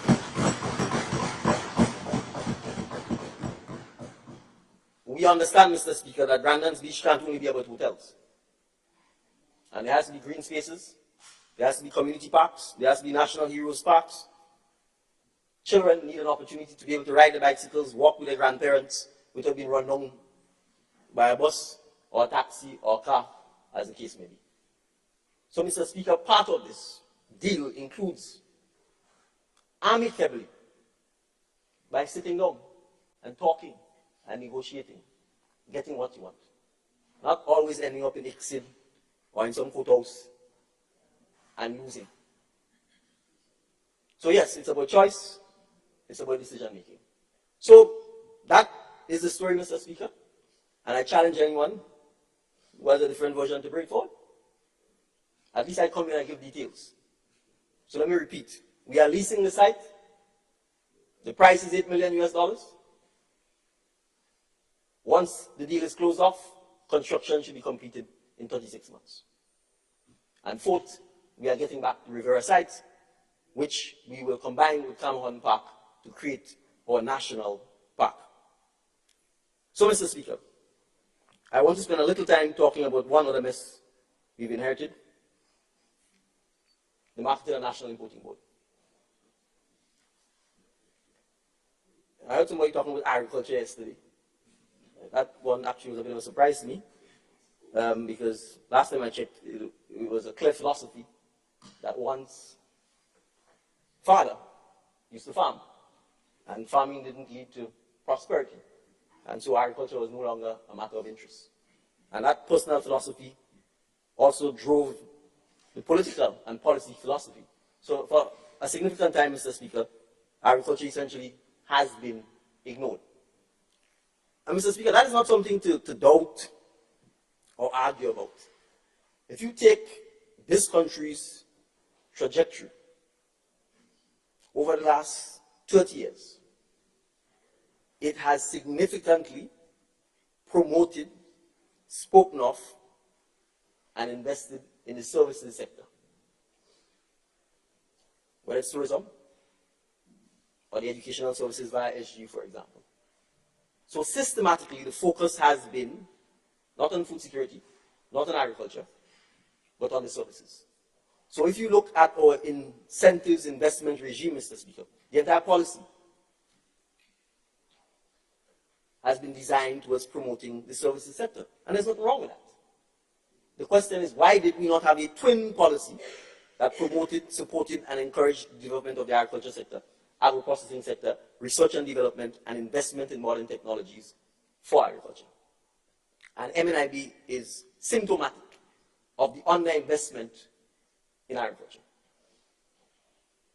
So, Mr. Speaker, we took the hard decision to stop the rot and the bleeding at the Marketing and National Importing Board. So where are we today, Mr. Speaker?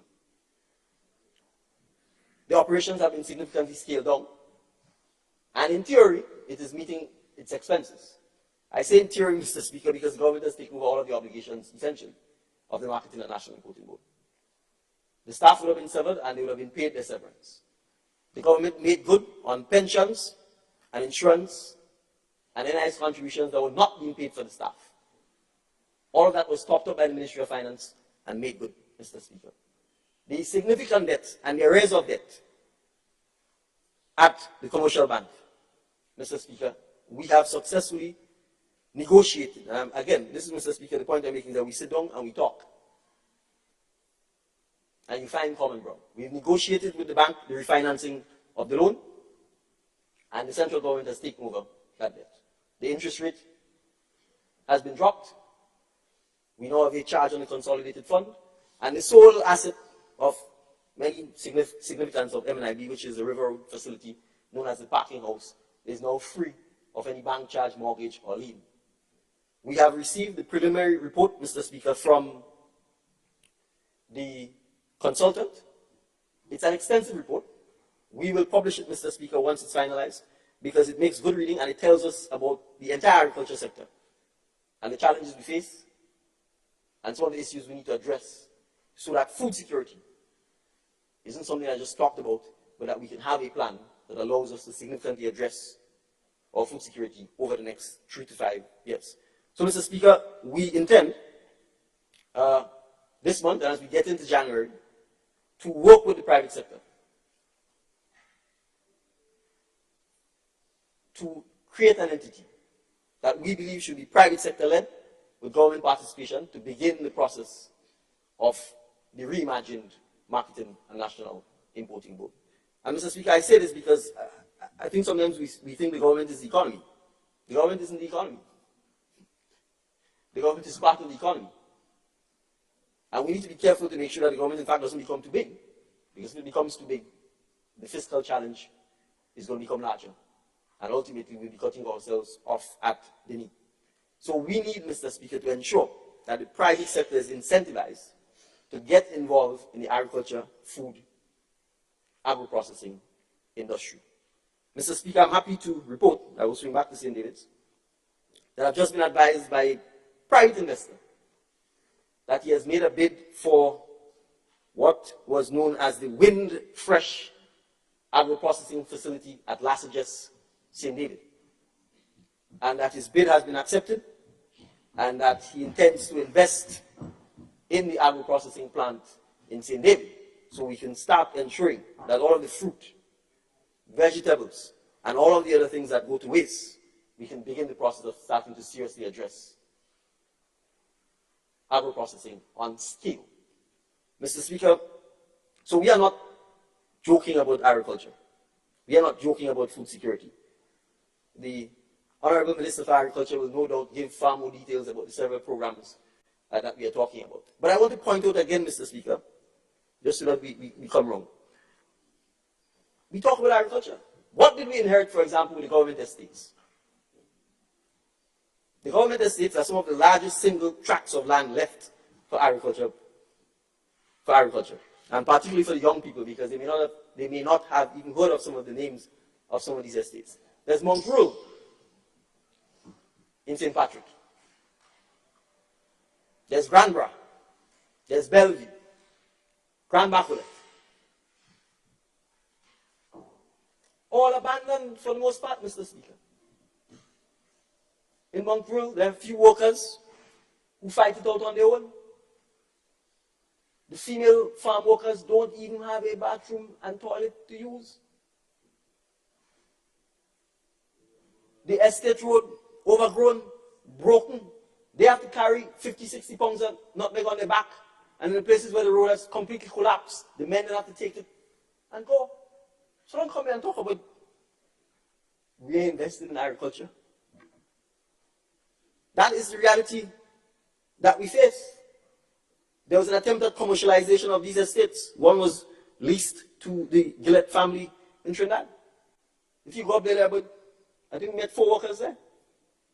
2 are doing some honey bee production on their own.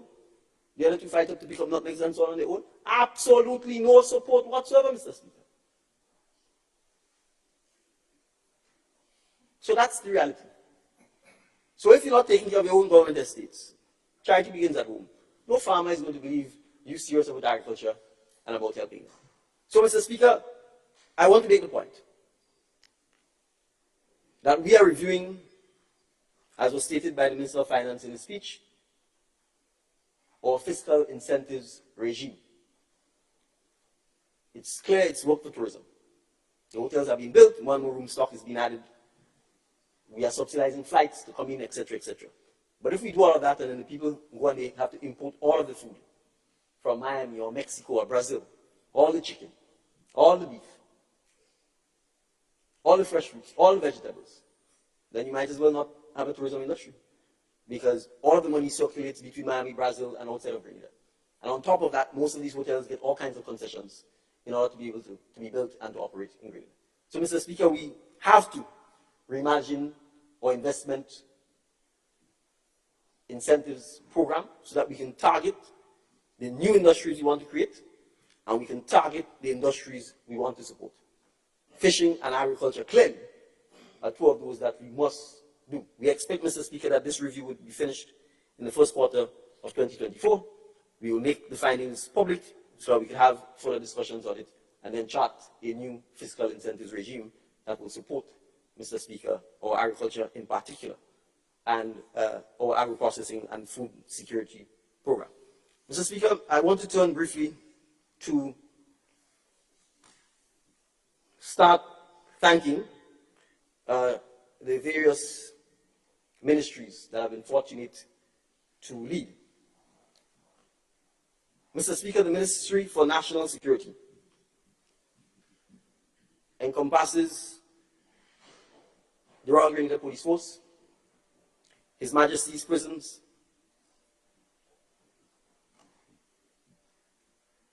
the National Disaster Management Authority.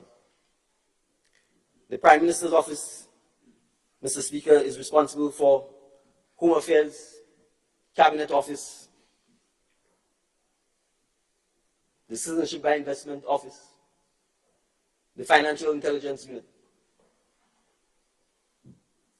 the print tree, I think, between us and finance, the Government Information Service, the Ministry for Infrastructure, Mr. Speaker, includes statutory bodies as the line ministry, like the National Water and Sewage Authority, NWASA, GRENLEC, the Public Utilities Regulatory Commission, the PURC, the Airports Authority, the Civil Aviation Authority, the Transport Ministry, which is part of the Ministry of Infrastructure and Public Utilities, includes the Transport Commission. Mr. Speaker, I want to speak perhaps of some of these lesser-known entities, and I will start with the Transport Commission. The Transport Commission, Mr. Speaker, was created by an amendment to the Road Traffic Act. And to some extent, Mr. Speaker, it has created what is known as the Traffic Wardens Program. And it has created the Transport Commission in law. And largely, the two areas thus far that the institution has been dealing with is in fact the traffic wardens and the issuance of bus sticker licenses. Mr. Speaker, I met with the traffic wardens. And at the end of the meeting, one of the wardens said to me, "Thank you for not firing us. Thank you for not sending us home." And I admit that I was stumped. Because it meant, Mr. Speaker, that somebody or bodies were clearly peddling the idea to these young men and women, and in particular young women, that somehow this administration was going to send them home or fire them. You see, Mr. Speaker, that is the hallmark of the kind of fear, intimidation, and propaganda that this country has been governed by. Who in their right mind, recognizing the significant growth in the number of vehicles on the road, the fact that the roads themselves hasn't grown, they can't grow. There's no place for them to go. There's houses, buildings on either side. With a significant increase in accidents, who in their right mind will not recognize that the need to regulate traffic is of paramount importance? And if ever, we need to support, train, and ensure that our traffic wardens have the right tools to do their jobs better and to have career paths. Instead, you demoralize them, you intimidate them, and you tell them falsehoods, all because you see them as a vote, as a reservoir of votes. Well, the dam has busted.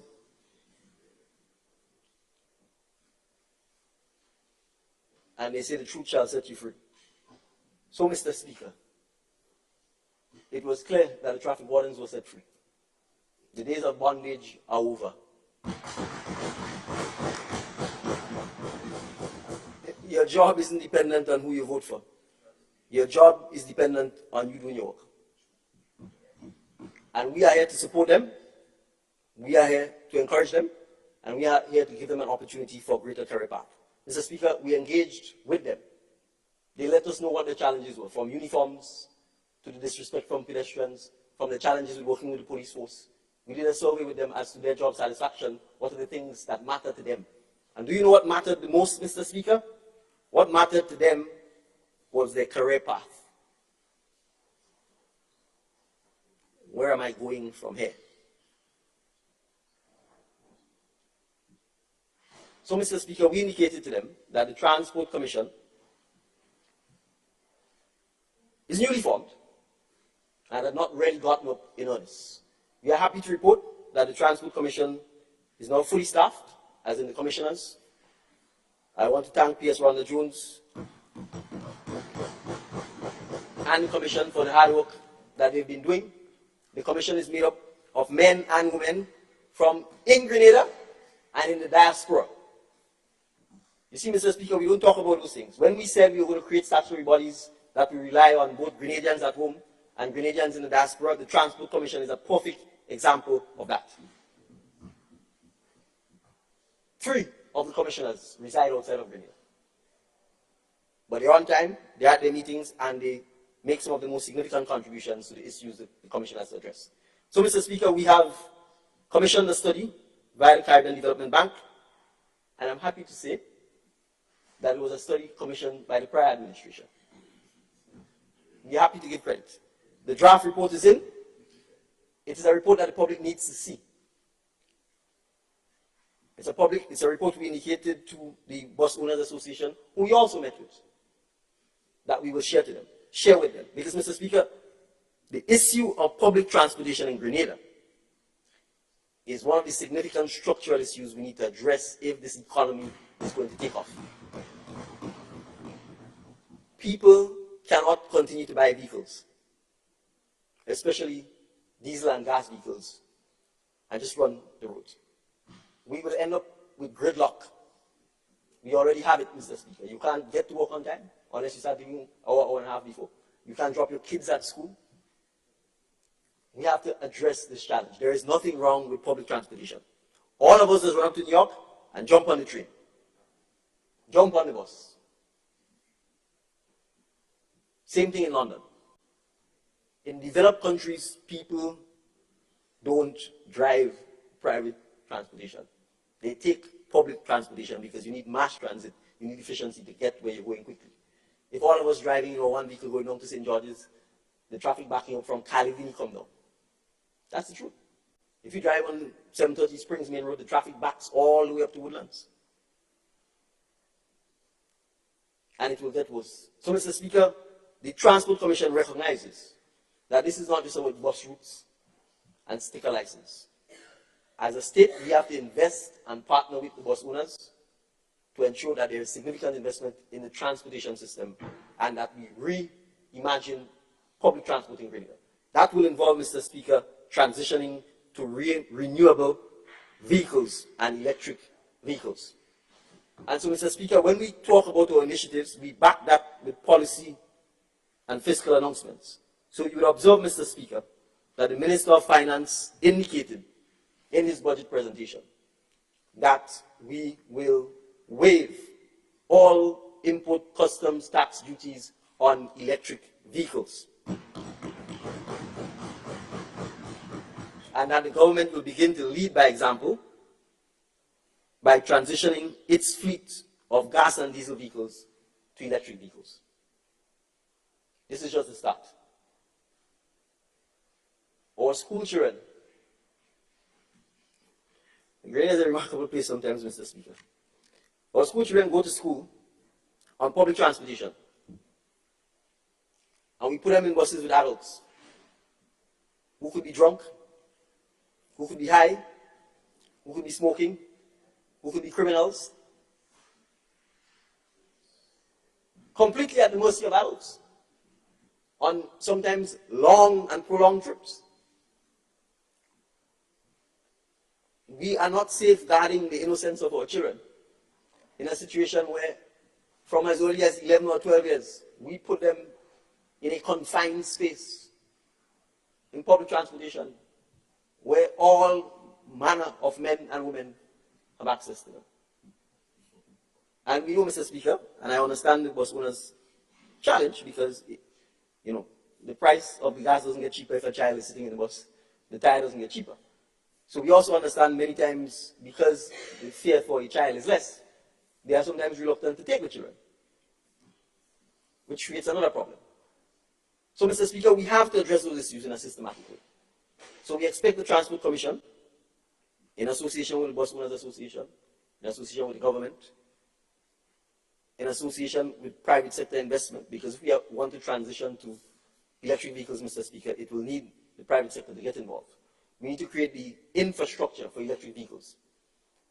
And technology, Mr. Speaker, is not waiting on us. It is not waiting on us. Electric vehicles are here. There are private sector persons who have already written to the government saying we want to put electric charging stations in public spaces. We want to bring in electric bikes. So if we don't put the necessary infrastructure, policies and regulations in place, the private sector, the investors, the businessmen will move on regardless. We may end up with some chaos. So it's important, Mr. Speaker, for us to make sure that we put the regulatory framework in place. So I'm highlighting the importance of the Transport Commission, Mr. Speaker, because we intend to broaden its work, we intend to support its work, and I'm sure we'll be hearing more from the Transport Commission. And I just want to signal, Mr. Speaker, we met with the Bus Owners Association, and they know we are not fighting with them. We see them as essential to this process. They provide a public service, their buses are owned by them. They don't get any government concessions, they don't get any help. All of that is what fuels this dog-eat-dog approach to transportation. The market drives them not to run at night because they're making enough money. That's just the market, right? So we can't tell them you have to run at night. We don't own their buses. We don't give them concessions. So we're not in a position to impose conditions upon them. So we have to be able to work with them, Mr. Speaker, to make sure that we can get to a place where we are working together to solve the public transportation challenge that we have. Mr. Speaker, I want to speak briefly on the Immigration Department. Because again, these are departments that are, in a sense, unsung heroes. I want to thank Officer Joseph, who retired for his many years of service. And just so we know, Officer Joseph is the brother of the former MP for St. David, Oliver Joseph. So both brothers have served the public. I want to commend Officer Purcell and his team who are leading the Immigration Department. They are probably, Mr. Speaker, one of the departments that is leading in terms of the use of technology to begin to leverage greater and more efficient services to the public. So as you know, Mr. Speaker, they run immigration at our ports of entry. They are also responsible for the passport office. Mr. Speaker, we, in 2023, removed the need for us to fill in this little piece of paper when you're leaving the airport, which I think everyone found highly annoying, the embarkation card. We intend, Mr. Speaker, in the first quarter of this year, to have all embarkation cards to be done electronically. This long sheet of paper that you fill out, the days of that are over. And in addition, it's expensive because the airlines no longer print them, and they expect us to print them. And since they're all cards, Mr. Speaker, we are going to move them online. So the contract has already been signed, and we are expecting to have this implemented in the first quarter of 2024. Mr. Speaker, as you may be aware, you can pay for your passport applications online. You can go to pay.gov.gd. You don't need to come into the office. You can pay online. You get your receipt sent to you electronically, and you can get your passport.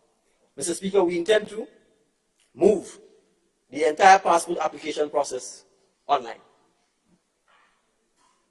We have gotten Cabinet's approval for the renewal of the contract with CBN, Canadian Banknote, and they would be helping us from a technology process, Mr. Speaker, to lead that process.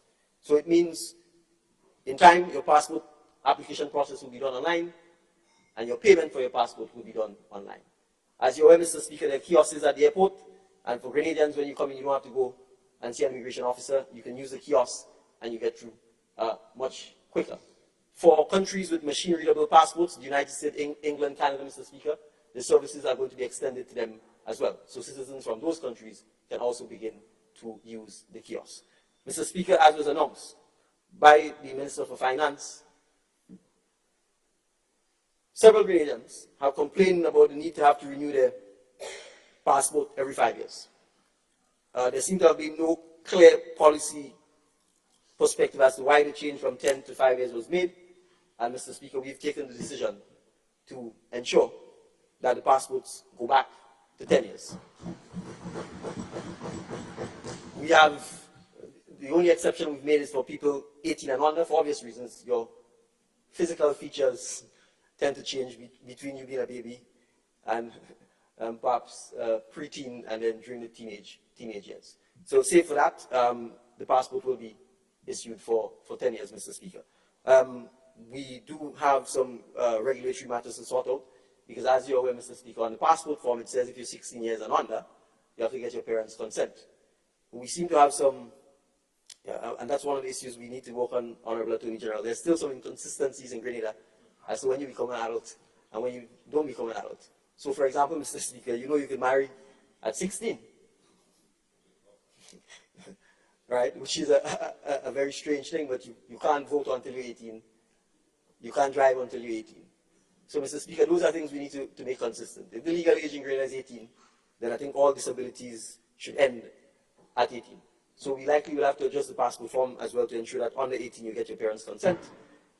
Over 18, you're in the transition stage to adulthood, and so you can get your passport on your own. Thank you. How much more time I have? 10 minutes? 10 minutes. Is there any indulgence being granted, Mr. Speaker? Is there a request, Honorable Prime Minister? Perhaps for 5 minutes, Mr. Speaker. I will. If it's an indulgence, I don't think I can ask for more than 5 minutes, just to make sure that I wrap up. So I think that will give me 15 minutes, if you are so minded, Mr. Speaker. Granted, Honorable Prime Minister. Thank you very much, Mr. Speaker. Mr. Speaker, the police.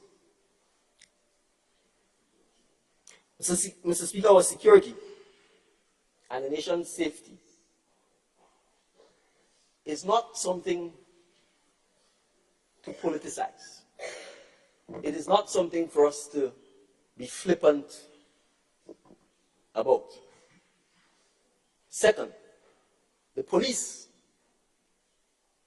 as an institution, while it has a role to play in helping create a safe society, as an institution, the police itself can't guarantee or create a safe society. The society belongs to us. And crime and deviant behavior, Mr. Speaker, if it is prevalent, is a reflection of our society, our values, and how we bring ourselves up. So, Mr. Speaker, I will not stand there and hear people attack the institution of the Royal Grenada Police Force when I know how difficult, challenging, and risky the job of a police officer is. We should be thanking every man and woman who offers themselves to serve in the Royal Grenada Police Force. So when you stand here with this hypocrisy and talk about people after 4 months of training are becoming police officers, when under your watch there are people who never trained and became police officers, there are people who not one day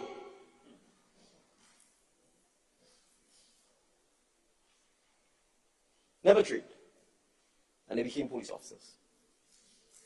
So, all I would say, Mr. Speaker, is be careful with the kind of worms you want to open. The idea to paint the picture that the police force is demoralized, that the police stations are falling down, that they haven't been repaired, Well, under whose watch did it happen? Who told William Thompson, call him up in, what is called the place of Happy Way, Shedda? Who called him up there when he was commissioner of police and tell him, you know, you're not my man? And unceremoniously dumped him from the office of commissioner of police. That is what obtained when Ella Mitchell reigned. When Fitzroy Bideau was commissioner of police, let the police officers tell you what Fitzroy Bideau said. God bless his deceased soul. He, Fitzroy Bideau, is the 16th MP. And that they had to be loyal to that Mitchell. That's what you saw obtain with the Royal Grenadier Police Force.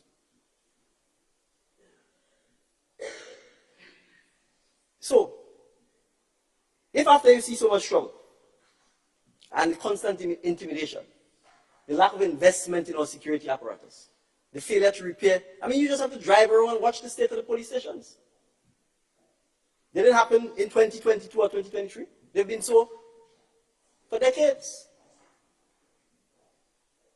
So if after working in some of these appalling conditions, and you realize pension is being paid now, and you made the decision, rightly or wrongly, to retire, who's going to criticize that? I've never walked in the shoes of a police officer. He's never walked in the shoes of a police officer. It is only because they have pension, they can actually be in a position to say, I've served long enough and perhaps it's time for me to move on to something else. If there was no pension, they would have to stay there and grind, because there was never any intention to pay or settle this.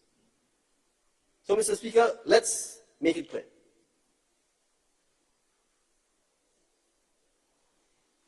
I have no interest in interfering with the Royal Grenadier Police Force.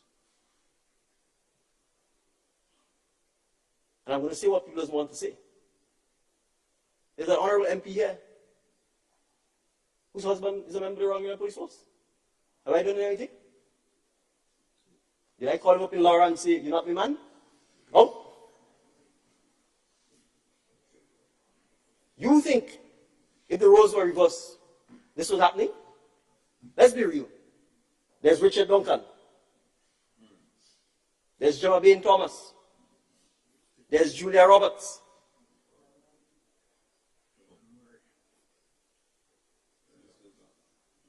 Maybe the people 40 and under don't really know your track record.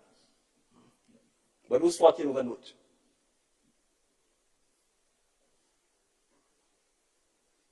The current Commissioner of Police, what was done to him?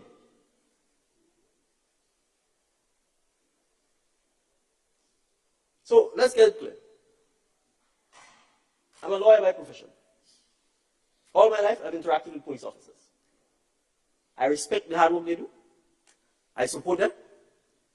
And as Minister of National Security, I will do everything I can to encourage, support, and to help the Royal Grenadier Police Force to execute its mandate. I am not interested in the nitty-gritty of who gets promoted and who ain't get promoted. And that's for the hierarchy and the management of the Royal Grenadier Police Force and the Public Service Commission. I'm interested in the police officers working and doing their jobs, as difficult as it is. So, Mr. Speaker, we have said strategically the numbers are short according to the management of the police force. They need to recruit more police officers. We will support that. We have said that for institutions such as the Port Authority, who has the ability to pay for its own security, we want back the police officers in the police force. We have said to places like the Airport Authority, if you have police officers there, you can deal with your own security, you can get training from the police, but we want back the police officers in the police force. We have said, Mr. Speaker, that we will begin to install, come 2024, CCTV cameras in hotspots, in public places, to help the police with securing our public spaces and making sure that we're in a position to keep an eye on trouble spots and what is happening. we have said, Mr. Speaker, that we recognize. From the time I've been in office, I've been saying this. Not because I have premonition, Mr. Speaker, because it is clear, the trend is obvious. Anybody who's reading the statistics on crime in the Caribbean will see that gun crime is a pandemic in the region. And that it was just going to be a matter of time before it reached our shores. That has nothing to do with the Prime Minister who holds the position of Minister of National Security. It has to do with the fact that we live close to the United States, we're located in a transshipment area, drugs going north or to Europe. And the Americans themselves have said to us, the more drug interdiction there is the higher the gun crime. Because the criminals now are fighting for turf. So when we talk about the need to strengthen our Firearms Act, I'm not apologizing over that. A gun was meant to kill. It is lethal. It has no other purpose. And frankly, the only people who should have firearms are members of the Royal Grenadier Police Force. This is not some joke. Firearms are not things to glorify. And there are countless examples right at our doorsteps. If you want to come like Trinidad and Tobago, fine. Everybody now blames, each party blames the other party for the state of crime in Trinidad and Tobago. I'm not going on that route. So I have no intention, Mr. Speaker, of in any way demonizing the Royal Grenadier Police Force and not supporting them in their mandate to do their jobs. And we should all, frankly, take a bow and salute the members of the Royal Grenadier Police Force for the hard work they do.